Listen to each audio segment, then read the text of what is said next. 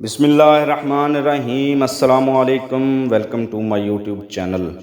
آج ہم پاکستان کے قومی جانور مارخور کے بارے میں بات کریں گے۔ مارخور کے بارے میں آپ نے کافی کچھ سن رکھا ہوگا۔ اس کا جو نام ہے اکثر لوگوں کو لگتا ہے کہ یہ سانپ کھاتا ہے، جبکہ ایسی کوئی بات نہیں۔ مارخور ایک چرندہ ہے، یعنی چرنے والا جانور ہے۔ اس کا جو سٹامک ہے وہ گوشت ہضم کرنے کی صلاحیت نہیں رکھتا۔ اس کے سینگوں کا سٹائل سانپ کی طرح ہے۔ اس کے سینگ بل کھاتے ہوئے سانپ سے مماثلت رکھتے ہیں، اسی لیے اس کو مار خور کہا جاتا ہے۔ مار خور پشتو کے دو الفاظ مار اور اخر سے نکلا ہے۔ مار کا مطلب پشتو اور فارسی میں سانپ ہے، اور اخر کا مطلب پشتو میں سینگ ہے۔ گلگت بلتستان، خیبر پختونخوا کے شمالی علاقہ جات میں مارخور کی تعداد بہت زیادہ ہے۔ اس کے علاوہ صوبہ بلوچستان میں سلمان ماؤنٹین رینج کے اندر مارخور پایا جاتا ہے۔ اگر اس کو آپ چلتا پھرتا دیکھنا چاہتے ہیں تو اس کے آئیڈیل مقامات جو ہیں ان کے اندر چترال نیشنل پارک کے اندر آپ جائیں اور وہاں پر آپ کو یہ چلتے پھرتے نظر آئیں گے۔ اس کے علاوہ وادی سوات میں کلام سے اوپر ایک دو جگہیں ایسی ہیں جہاں پر بغیر کیمرے اور دوربین کے بنا ان کو دیکھا جا سکتا ہے۔ عام طور پر مارخور کی عمر جو ہے وہ باقی جانوروں کی طرح ہی ہوتی ہے، کیونکہ نیچرل عمر جو جانوروں کی تقریباً ہے وہ 12 سے 13 سال تک ہوتی ہے۔ مارخور کی عمر بھی تقریباً 12 سے 13 سال تک ہوتی ہے۔ مارخور کو قومی جانور ہونے کا بھی اعزاز حاصل ہے۔ مارخور جو ہے وہ سانپ کو کھاتا تو نہیں، لیکن یہ سانپ کو مار کر اسے چھپا دیتا ہے، اور اس کی جگالی کے نتیجے میں اس کے منہ سے جو جھاگ نکلتی ہے وہ خشک اور سخت ہو جاتی ہے۔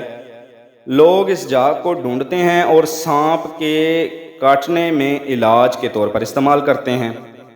مارخور کا رنگ سیاہی مائل بھورا ہوتا ہے، اور ٹانگوں کے نیچے والے حصے پر سفید اور سیاہ بال ہوتے ہیں۔ مارخور کے جسم کی بو عام بکرے سے بہت زیادہ ہوتی ہے۔ یہ پہاڑی جانور ہے اور 600 سے 3600 میٹر کی بلندی پر پایا جاتا ہے۔ مارخور کی خوراک موسم کے ساتھ تبدیل ہوتی ہے۔ موسم گرما کے اندر اس کی خوراک موسم سرما سے مختلف ہوتی ہے۔ موسم گرما میں اور بہار کے اندر گھاس چرتے ہیں، جبکہ سردیوں میں درختوں کے پتے کھاتے ہیں۔ مارخور جوڑے بنانے کا عمل بھی سردیوں کے موسم میں کرتا ہے۔ مادہ کا حمل 135 سے 170 دن تک ہوتا ہے، جس کے نتیجے میں 1، 2 یا 3 بچے بھی پیدا ہو سکتے ہیں۔ گرمیوں کے اندر نر مارخور جنگلوں میں اور مادائیں پتھریلی چٹانوں پر چڑھ جاتی ہیں۔ برطانویوں کے دور حکومت کے اندر اسے مشکل ترین شکار تصور کیا جاتا تھا، کیونکہ یہ دشوار گزار راستوں، پتھریلی چٹانوں اور پہاڑی سلسلوں کے اندر پائے جاتے ہیں۔